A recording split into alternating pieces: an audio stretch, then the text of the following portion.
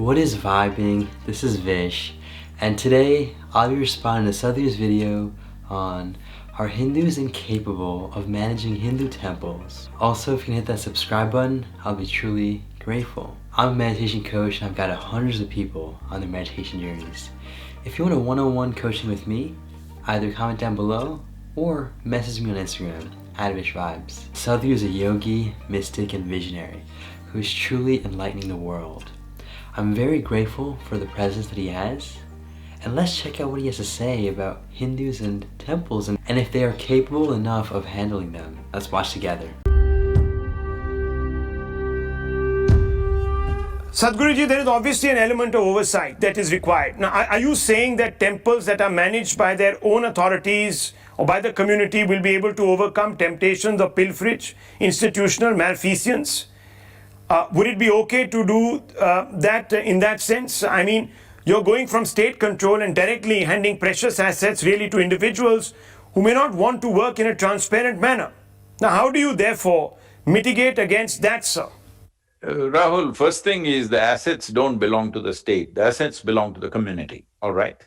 So you're not giving any charity to the community, it is something that always belonged to them.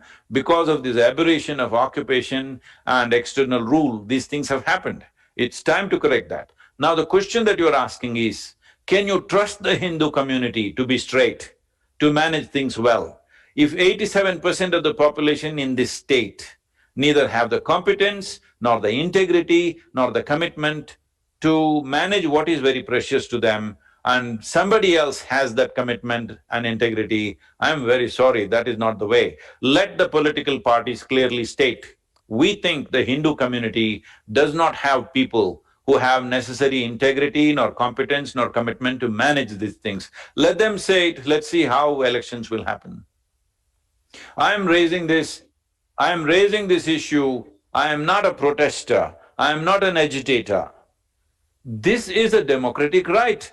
Pre-election, before the election, I want not myself, every citizen in this country to state what they want. Where before the election you don't say anything, after the election you cry, I am not that kind. Before the election I will say what I have to say, post-election whoever people elect, I will bow down and support those people because this is my idea of democracy. Democracy means bowing down to people's will. That was a very cool video featuring Sadhguru on a news channel, and it was very interesting to see how that news anchor guy was just coming at Sadhguru with such intensity, and Sadhguru very consciously responded with grace and wisdom and even just facts. I guess a little context for what's happening in this video in case you weren't aware of what's going on. And this is with the limited knowledge that I have, so I will keep that as a preface for this. It's all about how, especially in Tamil Nadu right now, it seems like that's a focus. The temples are being governed by the government and the state government essentially. And Sadhguru feels like that isn't fair and that isn't appropriate for the temple itself. It belongs to the communities. And why is that the case, you might wonder? Well, you see, as Sadhguru says, the government, who are just really run by politicians, aren't really aware of how to handle and take care of these temples. They've made these temples become like museums. And a temple is not a museum. A temple is a very, very living place. Has energy that is living and gets ransacked and it gets improperly taken care of. That is when the energy is lost, and that's when it becomes a museum-like piece. Temples are clearly not a museum. Even go to any other place of worship, whether it's a church, mosque, there will be a certain element of energy there because of all the prayer and energy that's put in. Now these temples are thousands of years old.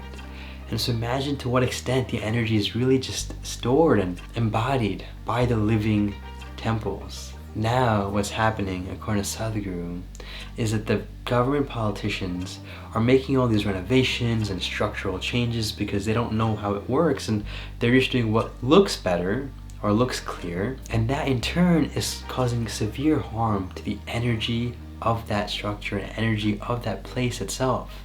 It's a very holy place. And so by doing these unconscious reconstructions, it leads to the energy being lost. And that is what Sadhguru is trying to save. And what he means by this being a part of the community and not a part of the state government or just the national government is really just the idea that before these governments were even formed, these temples existed.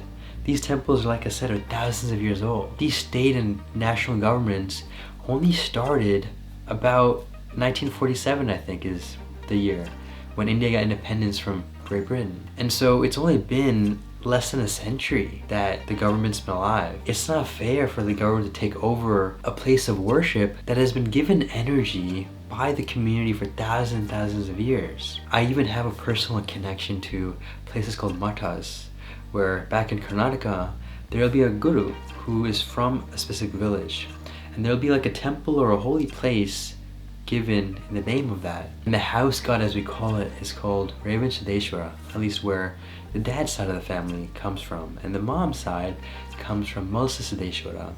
And that also is a holy place area which has been worshipped, kept, maintained for thousands of years as well. And as these people worship and put in their energies into these holy places, their descendants will follow pursuit.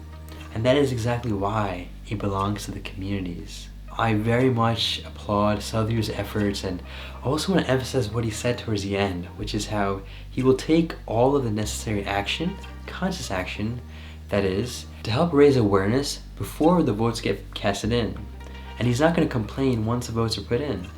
I really very much respect the value he gives to democracy, and the way he said at the end, I will bow down to whoever becomes the ruler. But up until that point, I will try my best to put in these efforts to protect and preserve the temple. Thank you all so much for watching this video. Appreciate you taking the time. And just a reminder, if you could subscribe, I'd be very grateful. Take this joyfully, make it a great day, and stay conscious.